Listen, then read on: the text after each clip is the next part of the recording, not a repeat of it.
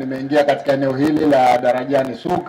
Kwa kweli nimepata mazungumzo ya wafanyabiashara ambayo kwa kweli changamoto ni chache lakini mafanikio ni makubwa, na ndio jambo tunalolitaka.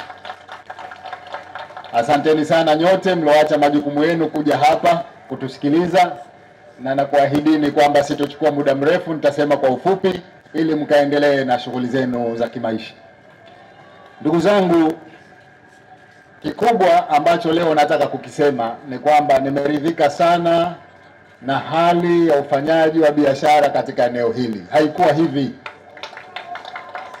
Msoma risala ametuambia hapa palikuwa kuna makontena ambayo pengine ni watu 40-50 tu waliokuwa wanafanya biashara. Leo tunazungumzia watu 500 wako hapa.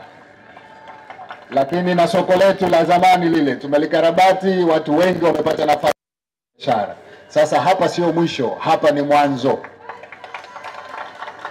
Lengo na madhumuni ya serikali ya Chama cha Mapinduzi ni kuendelea kuweka mazingira mazuri ya wafanya biashara, mji upendeze, haiba ipatikane, watalii waipende Zanzibar, lakini na nyinyi mpate shughuli zenu za kimaisha kuwa bora zaidi.